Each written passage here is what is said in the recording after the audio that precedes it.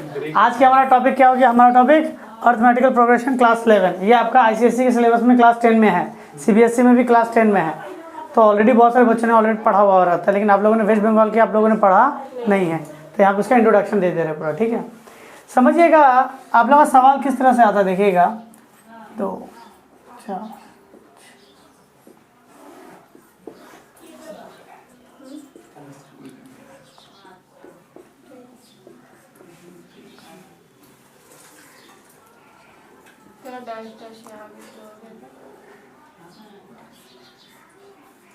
देखिएगा, अब आपको इस तरह के दे दिए गए सवाल, आपको आगे इस पैटर्न को पूरा फिलअप करके दिखाइए। तब कहिएगा सर मैंने दो प्लस किया, इसमें मैंने 2 प्लस किया, इसमें मैंने 2 प्लस किया। तो सर इसमें अगर मैं 2 प्लस करूँ तो 10, 12, फिर इस तरह का पैटर्न हो गया। कहेंगे सर इसमें 3 प्लस है, इसमें 3 प्लस है, ये आ सकता है 8 3 11, 11 3 14 3 17, 17 3 20 आ सकता है। ठीक है, कहेंगे सर इसमें प्लस से सब में बढ़ रहा है, तो सर +2 +3 +3 5 +6 7 ऐसे क्या बढ़ेगा? ऐसा नहीं होता। अब देखिए 4 कम गया, 4 कम गया, 4 कम गया तो 0, -4 माइनस। आपको ये बताया गया, पैटर्न तो देख ही पा रहे हैं। तो कभी भी किसी भी सीरीज़ के अंदर आप देखते हैं कि जो अपकमिंग टर्म्स है वो किसी भी एक पैटर्न में प्लस होके बढ़ रही हैं या नेगेटिव होके क्या हो रही है, कम रही हैं। तो इस तरह के सीरीज़ को हम लोग एपी कहते हैं। एपी के अंदर एडिशन या फिर सब्ट्रैक्शन एक पैटर्न में होता है। एक पैटर्न में आप एक डिफरेंस में बढ़ेगा या फिर एक डिफरेंस में क्या होगा, कमेगा। इस तरह के जो पैटर्न को फॉलो करेगा उसे क्या कहा जाएगा, एपी या फिर अरिथमेटिकल प्रोग्रेशन कहा जाता है। क्लियर है? इस सब में ध्यान से आप देखिए। तो मैं आपको बताने वाला हूँ जो टर्म, उस पर थोड़ा फोकस कीजिएगा। कोई भी कंसेक्यूटिव, इसमें एक वर्ड यूज होता है कंसेक्यूटिव, किसे कहते हैं? कंसेक्यूटिव मतलब होता है क्या, 4 के कंसेक्यूटिव क्या होगा, उसके बाद वाला, जस्ट उसके बाद वाला ही। 4 के बाद क्या, 5, 5 के बाद 6, 5 का कंसेक्यूटिव 6। आपको मैं प्रीसीडिंग कहूँगा तो 4 का कंसेक्यूटिव पीछे वाला क्या हो जाएगा, -3 हो जाएगा, फिर क्या होगा, 2 होगा। तो कंसेक्यूटिव मतलब होता है कि उसके बाद वाली नंबर उसकी क्या होगी। कंसेक्यूटिव ऑड नंबर में बात करूँ मैं 5 के बाद से, तो क्या होगा, 5 के कंसेक्यूटिव ऑड नंबर क्या होगा, 7, फिर 9। तो 7 के बाद 9 ऑड नंबर में, ऑड नंबर, प्राइम नंबर नहीं, ऑड नंबर के बारे में बात कर रहे हैं। तो देखिए कंसेक्यूटिव ऑड नंबर कहने का मतलब क्या हुआ, एक पैटर्न में बढ़ रहा है, ऑड हो रहे हैं। तो देखिए इसके अंदर भी डिफरेंस 2 का था। तो मुझे यहाँ पे क्या देखना पड़ा, कंसेक्यूटिव मतलब उसके जस्ट आफ्टर जो वर्ड आ रहा है, और एक कंडीशन अगर दे दिया, उस कंडीशन को फॉलो करने के बाद जस्ट उसके बाद जो टर्म आई तो उसका क्या कहलाएगा, कंसेक्यूटिव नंबर कहलाएगा। क्लियर है यहाँ तक? ठीक है। अब मैं आपको बता पाया कि एपी क्या, एपी के अंदर एडिशन वाले पैटर्न को फॉलो किया जाता है। ठीक है, अगर मल्टीप्लाई के कंसे है क्या आप फॉलो करते हैं, जैसे 2 के मल्टीपल 4, फिर 4 से 2 मल्टीप्लाई किए 8, 8 के मल्टीप्लाई किए 2 तो कितना हुआ 16, तो 2 4 8 16 32। अगर इस पैटर्न में देखिए तो 2 मल्टीप्लाई होके जा रहा है, उस पैटर्न को कहते हैं जीपी। तो एपी जीपी क्या, एपी के अंदर एडिशन या सब्ट्रैक्शन होता है, जीपी के अंदर क्या होता है, मल्टीप्लीकेशन या फिर इसका डिवीजन, यानी एक पैटर्न में मल्टीप्लाई हुआ या डिवाइड हुआ तो क्या हो गया जीपी, और ऐड हुआ सब्ट्रैक्ट हुआ तो क्या हो जाएगा एपी। चलिए मान के चलते कोई भी एक टर्म है जिसका पहला जो टर्म था वो किसी भी सीरीज का पहला टर्म क्या है, ए, पहला टर्म। इसमें मैंने क्या देखा, मैंने कुछ वैल्यू बढ़ा दी। मैं आपको एक वर्ड बताना भूल गया था। देखिए 5 2 7 2 9 2 11 ऐसा करके चल रहा है। तो देखिएगा कोई भी कंसेक्यूटिव पैटर्न के अंदर देखिएगा, बड़े वाले से उसके प्रीसीडिंग टर्म को, कंसेक्यूटिव उसके जो प्रीसीडिंग टर्म को माइनस कीजिएगा, तो जो डिफरेंस आता है, देखिए 7 से 5 मैंने माइनस किया, कितना आया, 2 आया। अगर आप 11 लेते तो 11 से 7 नहीं माइनस करना है, 11 से क्या करना है उसके 9, 2 आया। 7 से 9 को माइनस किया मैंने, 9 से मैंने 7 को माइनस किया, क्योंकि देखिए बड़ा से छोटा यहाँ पे मैटर नहीं कर रहा है, मैटर कर रहा है नेक्स्ट टर्म से उसके प्रीसीडिंग टर्म को। आप अगर सेकंड टर्म देख रहे हो तो सेकंड से किसको माइनस कीजिएगा, फर्स्ट। आप अगर फिफ्थ टर्म देख रहे हो तो फिफ्थ से किसको माइनस कीजिएगा, 4। ये मत सोचिए कौन बड़ा कौन छोटा, ये आपको नहीं देखना है, आपको टर्म के हिसाब से देखना है। ग्रेटर टर्म से उसके जस्ट प्रीसीडिंग वाले टर्म को माइनस करना है। 5वीं टर्म में तो 5 के बाद 4थी नंबर टर्म को माइनस करना है। तो यहाँ से कितना आ रहा है, 2 आ रहा है। ठीक है, तो इसे कहेंगे कॉमन डिफरेंस। क्या कहेंगे? तो कोई भी टर्म अगर मैं इस तरह से दिखा दूं,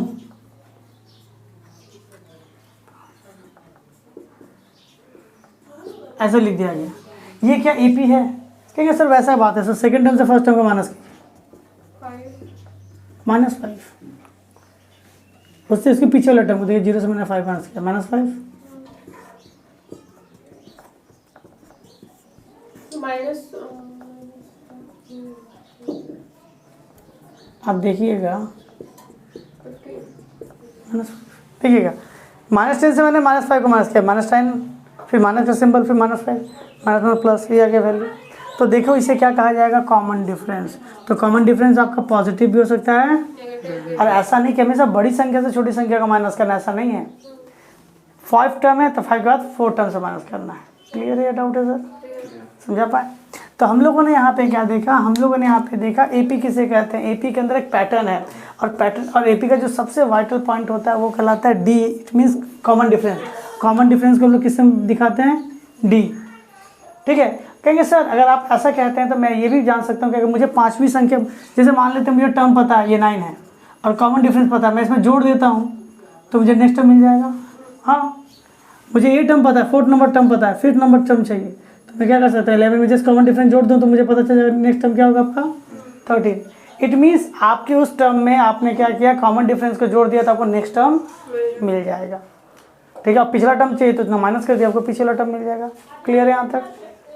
तो जो टर्म आपने ऐड किया है आगे वाले टर्म के लिए और पीछे वाले टर्म के लिए, पिछले वाले टर्म के लिए आपने जितना माइनस किया है वो क्या कहलाता है, कॉमन डिफरेंस। तो कॉमन डिफरेंस बहुत ज़्यादा इंपॉर्टेंट टॉपिक है, किसका, आपका एपी का। तो एपी में मैंने क्या देखा, एक डिफरेंस के हिसाब से बढ़ता है या एक डिफरेंस के हिसाब से कमता है, हाँ या ना? तो उसे कहते हैं डी। तो डी आपका पॉजिटिव भी हो सकता है, नेगेटिव भी हो सकता है।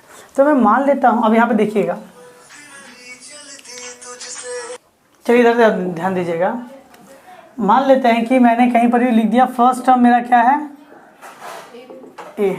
ठीक है, अब मैं लेट कर लेता हूँ, लेट कॉमन डिफरेंस मेरा इंपॉर्टेंट टॉपिक था। कॉमन डिफरेंस कितना हो गया, मैं मान लेता हूँ डी। तो बताइए मैं सेकेंड टर्म क्या होगा। ठीक है, डी पॉजिटिव भी हो सकता है, नेगेटिव भी हो सकता है, आप उसको लेके चिंता नहीं करना सर मैं ऐड करूँगा सब्ट्रैक्ट करूँगा। डी पॉजिटिव भी हो सकती है, नेगेटिव, तो मैं प्लस का पार्ट लेके जाता हूँ। ठीक है, कोई बात नहीं वैसा। तो सेकंड टर्म के लिए क्या होगा बताइए, फर्स्ट टर्म में मुझे क्या करना पड़ेगा, एक ऐड, डी ऐड करने से मेरा काम हो जाएगा, सेकंड टर्म आएगा। तो पहले बताया गया ना, प्रीसीडिंग टर्म में कॉमन डिफरेंस ऐड कर दो। थर्ड टर्म कैसे निकलेगा बताइए, a plus d, it means a plus 2d, आया ना। फोर्थ टर्म क्या हो जाएगा देखिए, तो प्रीसीडिंग टर्म यानी जो टर्म था आपका उसके अंदर आपने डी ऐड कर दिया, आया ना। फिफ्थ टर्म क्या होगा आपका, जो प्रीसीडिंग टर्म था उसमें क्या करना है आपको, a प्लस 4d लिख सकते हैं, आया ना। आप इस एक पैटर्न में आ जाएगा। ठीक है, अब ध्यान से देखिए तो आपको क्या दिख रहा होगा, अगर पहला टर्म है तो पहले टर्म में कितना तो डी है बताइए, तो एक भी नहीं। मैं मान सकता हूँ कि 0d, आया ना। सेकेंड टर्म में कितना तो डी है, थर्ड टर्म में कितना डी है, फोर्थ टर्म में क्या है, फिफ्थ टर्म में क्या है। मतलब क्या आप समझ पा रहे हैं, जितनी टर्म की संख्या उससे एक कम डी होता है, जितना टर्म का संख्या उससे कितना टर्म कम है, एक। पांचवी टर्म है तो क्या होगा, 4d है, 4 है तो एक कम, थर्ड है तो, चलिए इस हिसाब से मैं मुझे बताइए 10th टर्म क्या होगा, 9d, a plus 9d, a plus 10 minus 1d, यानी आप कहते हो कि a प्लस 9d, हाँ या ना। चलिए उसी तरह मान लेते हो कि nth टर्म चाहिए। nth टर्म क्या हो सकता है, 60 70 80 20 40 60 कुछ भी टर्म हो सकता है। nth टर्म क्या होगा, कहेंगे a प्लस जितना नंबर टर्म है उससे कम, 10 था तो 10 से कम किया कि नहीं। कौन सा टर्म की मैं बात कर रहा हूँ, n टर्म के बारे में मैं बात कर रहा हूँ। मैं बात कर रहा हूँ किसके बारे में, आपका n टर्म के बारे में। तो n टर्म को मैं क्या लिखूंगा, n minus 1d, n minus 1d।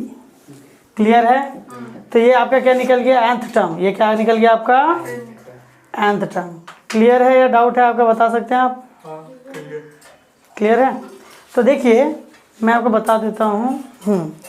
तो nth टर्म को रिप्रेजेंट कैसे करते हैं, देखिए सीबीएसई और आईसीएसई के बुक में nth टर्म को an कहा जाता है। क्या कहा जाता है, an।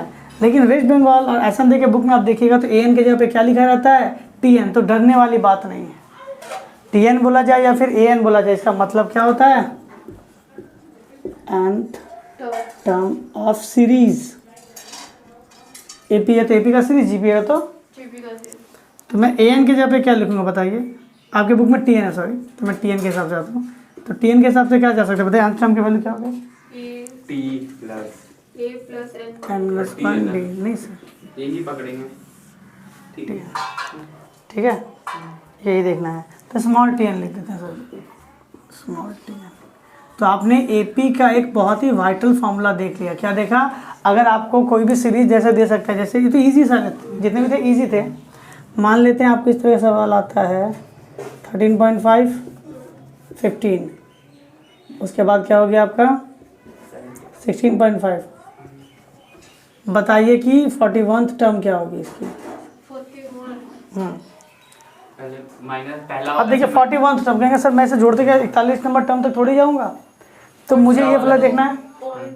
ठीक है, याद रखिए मैं यहाँ पे कुछ बातें बताता हूँ।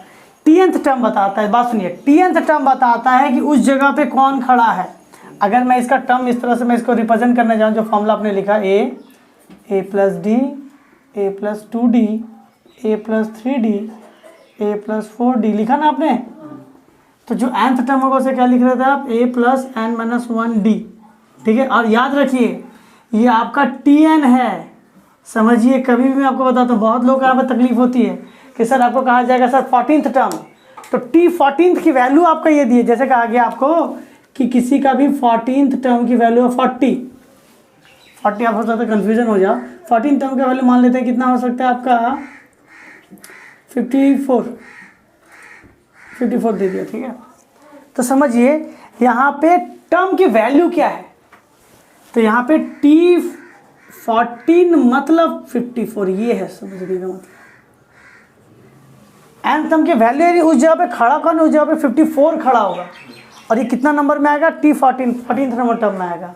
ठीक है, यहाँ पे कंफ्यूजन होता है बच्चों का। देखिए मुझे 41th टर्म निकालने के लिए कहा गया, तो मैं सबसे पहले लिखूंगा A। फर्स्ट टर्म क्या है मेरा? A मतलब होता है क्या आपका फर्स्ट टर्म। चलिए D कैसे निकालेंगे बताइए तो? माइनस करेंगे ना सेकेंड टर्म से फर्स्ट टर्म को। कितना आएगा बताइए? 1.5 1.5। मुझे क्या निकालना क्या लगा गया 41 टर्म। तो हम लोग का फॉर्मूला पता है कि nth टर्म की फॉर्मूला क्या होता है? TN ना। TN = A + n - 1d। आया ना? मुझे कितना नंबर टर्म चाहिए? देखिए n बराबर 41 है, याद रखिएगा। 40 आएगा ना 14 डी का वैल्यू। ठीक है, n बराबर क्या है आपका? नंबर ऑफ टर्म क्या है आपका? 41। तो T41 A कितना लिखेंगे? 13.5 + 41 n क्या 41 - 1 D की जगह पे क्या लिखेंगे? 1.5। बच्चे लोग क्या करते रहे, यहाँ पे T41 की जगह पे ना वैल्यू लिख देते कि सर इसकी वैल्यू 41 है। वैल्यू 41 नहीं है, क्या आपकी? T41 n की वैल्यू 41। n की वैल्यू ठीक है, 13.5 प्लस ये हो जाएगा 40 इंटू 1.5, डेसिमल हटा देंगे तो 10, कैंसिल हो जाएगा 60, यहाँ से घटा देते थे 73.5। तो सीधी बात है कि 41th टर्म आपका कितना निकला? 73.5। तो किसी भी सीरीज़ के AP के अंदर आप कोई भी टर्म निकालना चाहते हैं तो आप इस फॉर्मूला से निकाल सकते हैं। ठीक है, इसे नोट डाउन कर लो। देखिएगा, अब हम लोग बात करने वाले हैं sum of the AP term. Sum of the AP term series हम लोग को पता है। अगर इस तरह की सीरीज है और कहा जाए कि जैसे आपको पहला टर्म पता है, दूसरा टर्म पता है, तीसरा टर्म पता है, अगर मान लो 41 या 50 टर्म पता है और कहा जाएगा बताओ सबको जोड़ के, अगर AP का जो सीरीज है सबको जोड़ के बताइए कि शुरू से लेके इस 41 टर्म तक या 51 टर्म तक पूरा नंबर संख्याओं को जोड़ देंगे तो मेरा वैल्यू क्या निकलेगा। तो इस तरह के सवाल के लिए मुझे क्या करना पड़ेगा? सम ऑफ द AP का फॉर्मूला लगेगा। सीरीज आपको पता है कब तक है, अब ये लिख सकते हैं या फिर आप लिख सकते हैं यहाँ पे n टर्म। देखो हम लोग फॉर्मूला यहाँ पे प्रूव करने नहीं जा रहे हैं कि फॉर्मूला कैसे आया, हम यहाँ पे ये जस्ट डिस्कस कर लेते हैं फॉर्मूला क्या, उस पर काम करना शुरू कर देते हैं। ठीक है, तो सम ऑफ द n टर्म का जो पहला फॉर्मूला होता है SN से रिप्रेजेंट करते हैं।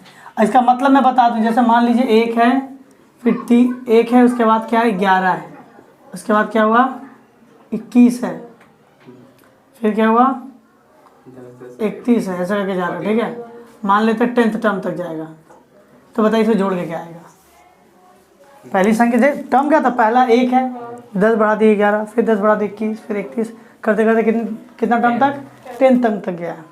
तो बताइए इस पूरे टर्म को जोड़ने पे कितना आएगा, इस तरह के सवाल है। इट मीन्स ये वाला, इसका मतलब आपको मैं बता दूं, देखिए मैं जो बताना चाह रहा हूँ,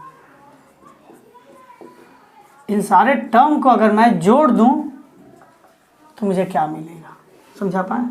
तो इसका पहला फार्मूला होता है n/2 a plus L. A plus L यहाँ पे क्या है, लास्ट टर्म, एल क्या है यहाँ पे, तो आप कह सकते हैं सर ये तो लास्ट टर्म यानी nth टर्म कह रहे हैं, तो क्या मैं इसको समझ सकता हूँ कि, या समझ सकती हूँ कि इसका मतलब ये होगा a plus T N term की वैल्यू आया ना, एकदम सही, लास्ट टर्म की वैल्यू। क्लियर है, n/2 a plus L, L क्या है आपका लास्ट टर्म या फिर nth टर्म जो बारे में बात किया जा रहा है उसका वैल्यू है यहाँ पे। दूसरा फॉर्मूला होता है, देखिएगा n/2 2a plus n-1 d, ठीक है। इसी में जस्ट लास्ट टर्म की वैल्यू पुटअप कर दीजिए तो वैल्यू आ जाएगा। तो दो फॉर्मूला निकला, सम ऑफ nth टर्म का वैल्यू। क्लियर है यहाँ तक, कहेंगे सर इसको सॉल्व करके दिखाइए, इस फॉर्मूला से भी दिखाइए, इस फॉर्मूला से भी दिखाइए। अगर आपको लास्ट टर्म पता है तो इसमें डाल दीजिए, वैल्यू निकल जाएगा।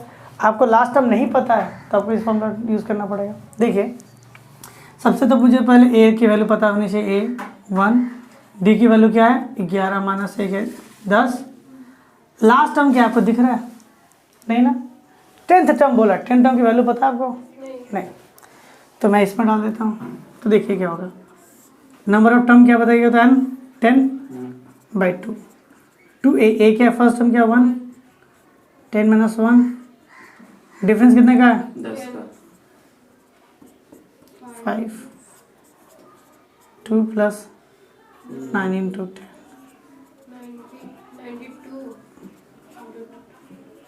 460, कितना आ जाएगा, क्लियर है। कहेंगे सर ये तो इस फॉर्मूला के बारे में बात है, इस फॉर्मूला का मैं बनाना चाहूँ तो आपको लास्ट टर्म का पता होना चाहिए। तो लास्ट टर्म आप कैसे निकालिएगा, पी एन की फॉर्मूला क्या था, ए की वैल्यू क्या थी 1, एन की वैल्यू क्या थी 10 प्लस, डी की वैल्यू कितनी है 11 था 10 एन टर्म क्या था, देखिए ठीक है तो है, 10 हो गए, ठीक तो है, 9 इंटू 10 तो क्या हो जाएगा 91, इसमें डाल देता है। इट मीन्स आप टी एन लिखे या फिर लास्ट टर्म लिख दीजिए, लास्ट टर्म निकल गया आपका। तो एन क्या है, नंबर ऑफ टर्म 10, 2a, ए कितनी वैल्यू है 1, ठीक है। यहाँ पे फॉर्मूला क्या था, सॉरी 10/n/2 प्लस, पहले फॉर्मूला लिख देता हूँ, a प्लस एल, एन क्या है आपका 10/2, फर्स्ट टर्म 1, लास्ट टर्म कितना आपका 91, 5, तो देखिए क्या हो गया 5 इंटू 92 हुआ, 460, यानी 10 टर्म को जोड़ के 460 आएगा। आप चाहे ये फॉर्मूला यूज़ करो चाहे आप ये फॉर्मूला यूज़ करो। क्लियर है, नोट डाउन कर लीजिए। देखिए एपी के अंदर कुछ स्पेशल केसेस भी है सम के, ठीक है, उसका डायरेक्टली वैल्यू आपको दिखा देते हैं। सम जैसे 1 है 2 है 3 है, देखिए आप नेचुरल नंबर दिख रहा है आपको कहाँ तक, एन तक, एन तक के नेचुरल नंबर को जोड़ा जाए, n/2 था, a प्लस एल था, a यानी फर्स्ट टर्म है 1, एल यानी लास्ट टर्म क्या n। आप इसको ऐसा लिख सकते हो, देखिए नेचुरल नंबर के n टर्म का सम निकल गया आपका, ठीक है। अब कहा गया कि सर ये पहला केस था, सेकंड केस कह रहा है अगर ऐसा हो तो 1 स्क्वायर 2 स्क्वायर 3 स्क्वायर 4 स्क्वायर। ध्यान से देखिएगा तो ये एपी है भी और एपी नहीं भी है, 1 2 3 4 आपको दिख रहा है, लेकिन ध्यान से देखिए 1 स्क्वायर 1, 2 का स्क्वायर 4, डिफरेंस कितना का है 3, 4 और ये 9, डिफरेंस कितना का 5। परंतु उस समय उस केस में आप उस कंडीशन में देखा तो एपी नहीं है, तो जी मतलब आप कह सकते हो एपी जीपी एचपी 3 टॉपिक है, तो उसका यूज़ करके फॉर्मूला बनाया गया, ठीक है। तो इसकी जो वैल्यू होती है मैं लिख देता हूँ 1/6 n प्लस 1 और उसके साथ होगा आपका क्या 2n प्लस 1। ये आपका क्या होता है, किसका n टर्म के सम का, नेचुरल के sum of the square of n term. आपको कह सकते हैं 15 नंबर टर्म, तो 15 रख दीजिएगा n की जगह पे और ये वैल्यू पुटअप करके निकाल लीजिएगा। अगर मैं क्यूब की बात करूँ, सम ऑफ द क्यूब, तो 1 cube, 2 cube, 3 cube, 4 cube up to the n cube. तो इसकी सम की वैल्यू क्या होगी? इसका सम का वैल्यू हो जाएगा आपका n प्लस 1/2 का होल स्क्वायर। तो ये क्या हो गया आपका formula.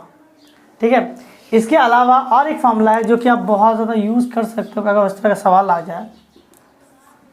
Some of the n term minus sum of the n minus 1 term is equal to tn term. फिर बता दो इसका मतलब क्या है। जैसे मान लीजिए आपको शुरू से 50 टर्म है, आपको यहाँ तक का सम पता है, ठीक, और आपको यहाँ से लेके 49 टर्म तक के सम पता है। सम ऑफ द 49 टर्म पता है, सम ऑफ द 50 टर्म यहाँ से पता है। तो ध्यान से देखिए, जो आपका टर्म आप अगर इसे माइनस करना चाहते हैं, डिफरेंस कीजिएगा, तो यहाँ से यहाँ तक कट जाएगा, कौन सा टर्म बचेगा?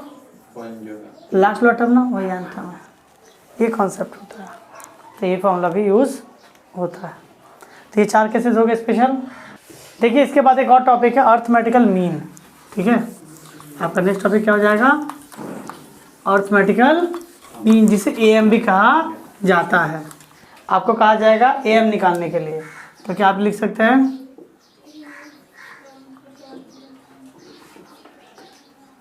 Matric mean. ठीक है, जिसे आप क्या कर सकते हो? AM।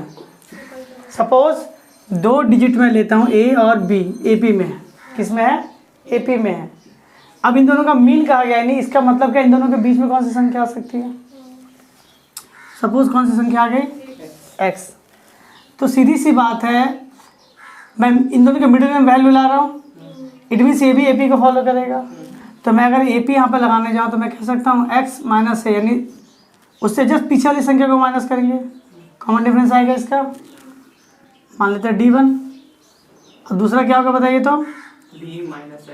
बड़ी संख्या से, मतलब क्या बड़ा टर्म से छोटा टर्म को माइनस करेंगे। अब मुझे पता है अगर ये AP में, AP का मीन है यानी मिडिल में है, यानी ये भी AP में होगा, तो मैं कह सकता हूँ कि D1 किसके बराबर होगा? इट मीन्स XA बराबर क्या होगा? B minus x। इसको उधर भेजते हैं तो क्या हो जाएगा? x प्लस x, ये हो जाएगा a plus B. So 2x is equal to a plus B, so x is equal to a plus B by 2। ये हो गया आपका अर्थमेटिकल मीन। दो संख्याओं के बीच का मीन अगर निकालना हो तो क्या कीजिएगा? दोनों संख्या को जोड़कर आप 2 से डिवाइड कर दो, आपका क्या निकल जाएगा? Arithmetical mean. इससे रिलेटेड तो बहुत सारे सवाल आपको मिलते रहेंगे। ठीक है, जैसे सवाल मिलेगा वैसे सवाल करेंगे। तो ये तो फॉर्मूला जो आप लोग यूज़ करेंगे। अब एप्लीकेशन इसके ऊपर है कि किस तरह के सवाल में किस पैटर्न को यूज़ करना है, किस टॉपिक को हम लोग को डिस्क्राइब करके समझना पड़ेगा। ठीक है, तो इसमें इतना ही रखते हैं इंट्रोडक्शन के लिए।